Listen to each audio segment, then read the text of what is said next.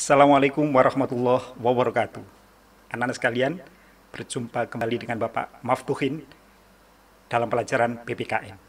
Melalui PPKN Studio, Bapak akan mengajarkan kepada kalian materi-materi pelajaran yang kalian perlukan. Selamat mengikuti pelajaran. Mudah-mudahan pelajaran kali ini bisa kalian terima dengan baik.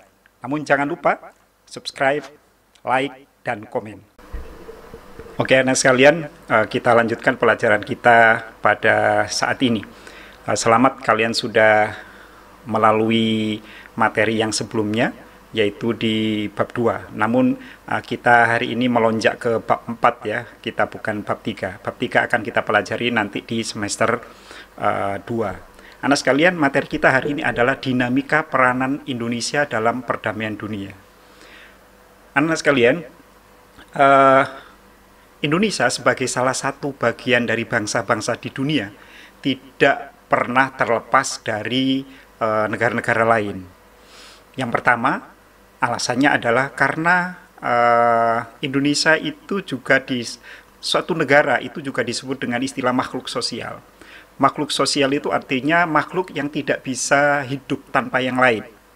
Karena negara ini walaupun organisasi, anak sekalian, walaupun organisasi, tapi negara itu digerakkan oleh manusia. Dan manusia itu adalah makhluk sosial.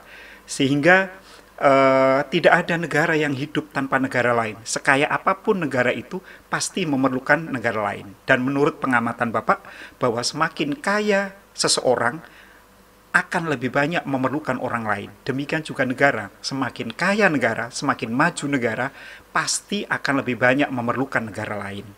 Alasan yang pertama, anak sekalian.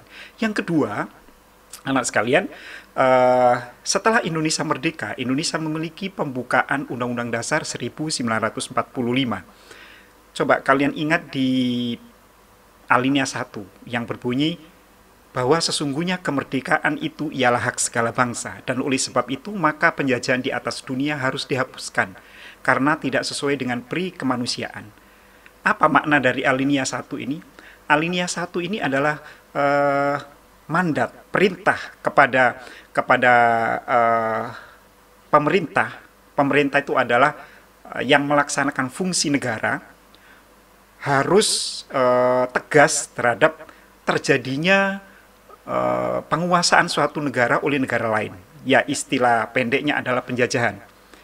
Di alinea 1 pembukaan ini, Indonesia menyatakan bahwa penjajahan itu adalah tidak sesuai dengan pri kemanusiaan dan pri keadilan. Dan Indonesia wajib di depan sebagai subjek untuk mengusir penjajahan. Karena Indonesia sudah merasa penderitaan bagaimana suatu negara itu dijajah.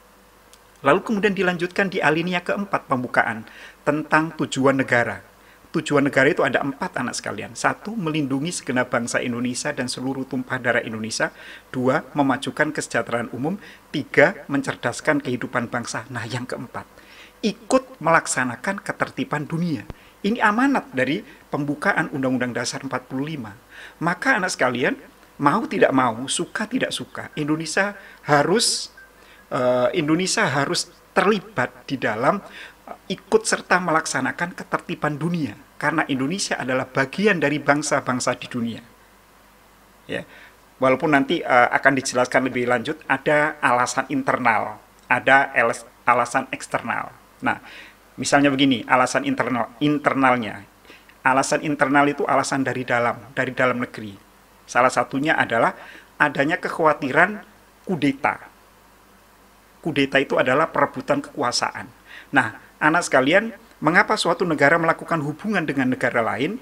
Alasannya adalah jika ada perebutan kekuasaan, maka pemerintah itu ada yang membela.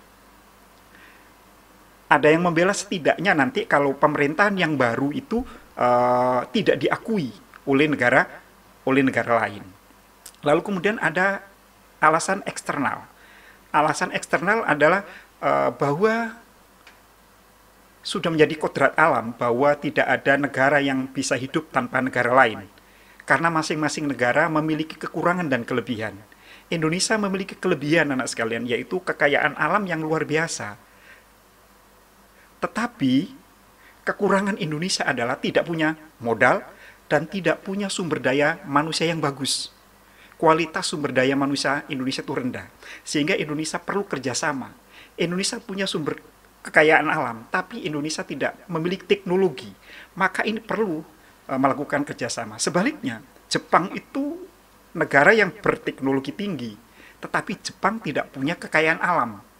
Maka Jepang memerlukan impor dari Indonesia sebagai bahan mentah dan bahan baku industrinya. Lalu Jepang juga perlu Indonesia untuk pemasaran. Kalau membuat sendiri, dipakai sendiri, nggak ada untungnya. Oleh karena itu, negara-negara maju pasti memerlukan negara lain untuk sumber bahan mentah dan untuk pemasaran. Itu anak sekalian ya. Nah, itulah anak sekalian latar belakang mengapa suatu negara melakukan hubungan kerjasama dengan negara lain, termasuk Indonesia. Dan bagaimana peranan Indonesia? Kita akan pelajari dulu makna hubungan internasional.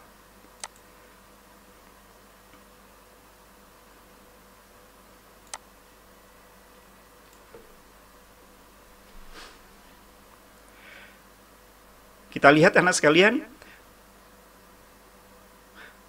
pernahkah kamu melihat seorang duta besar? Duta besar adalah seseorang yang bekerja untuk negara dalam urusan diplomatik.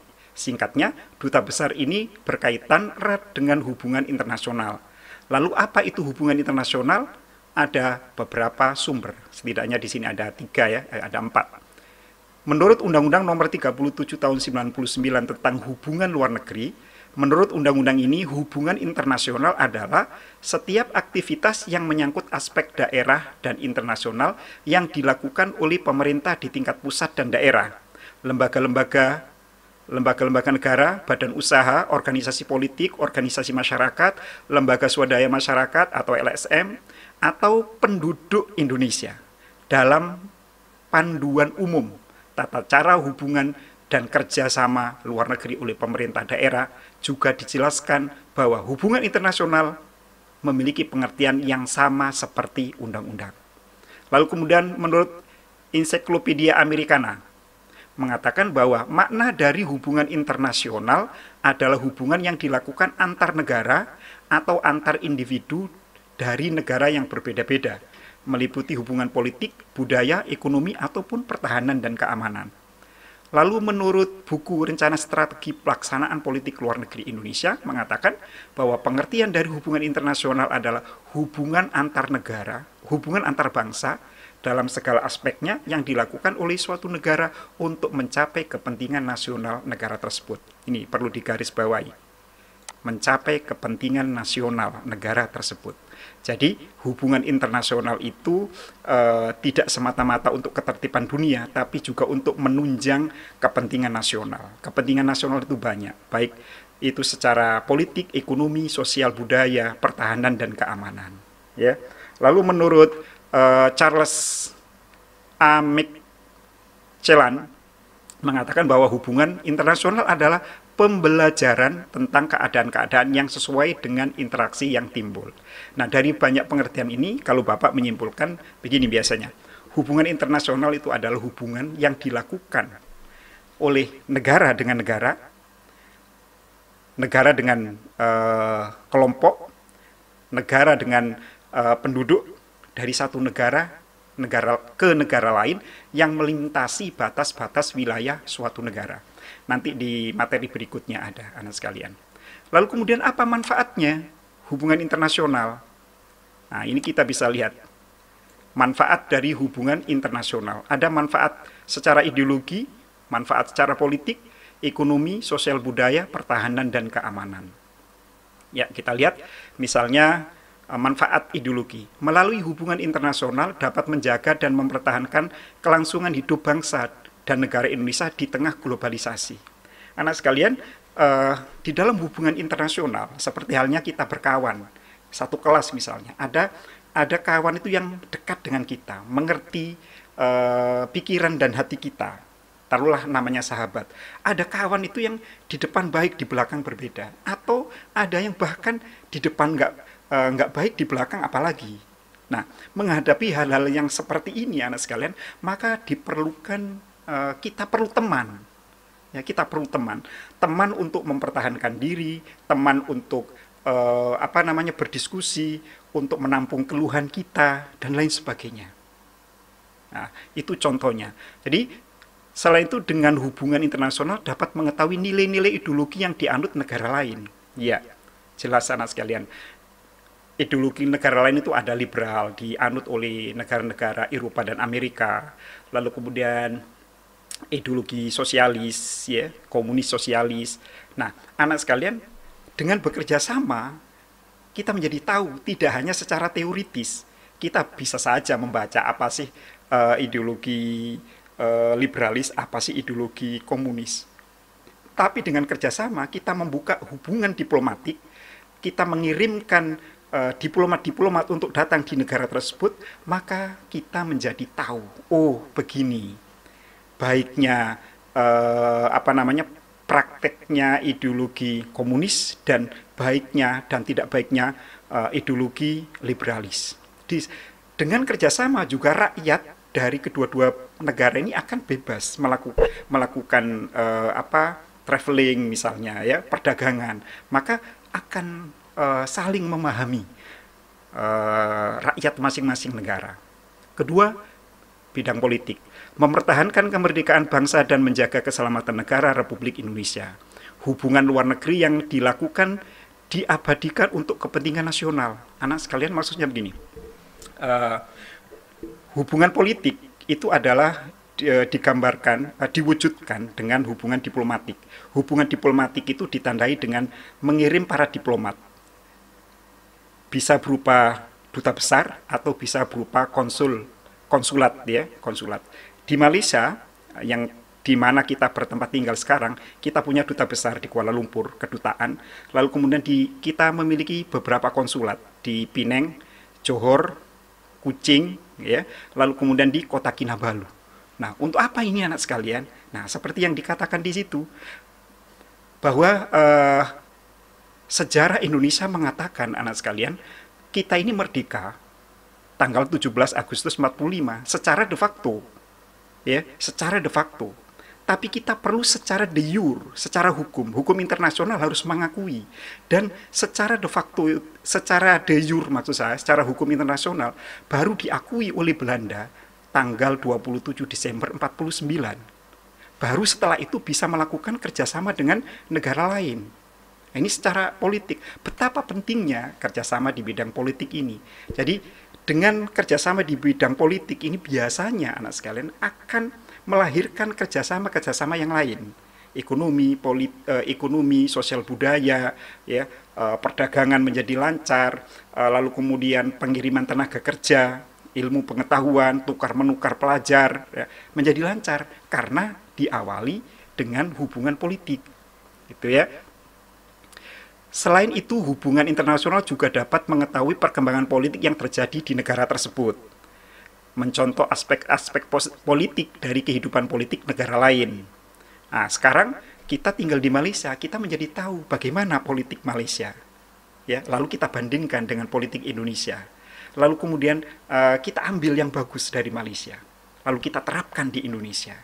Tidak hanya tugas daripada pejabat politik, para diplomat, tapi kita sebagai warga negara Indonesia juga mengambil hikmah ini untuk diterapkan di negara Indonesia. Setidaknya kita meniru perilaku warga negara Malaysia yang baik, lalu kita terapkan di Indonesia. Lalu kemudian bidang ekonomi, manfaat di bidang ekonomi. Memperoleh barang-barang yang diperlukan dari luar negeri untuk memperbesar kemakmuran.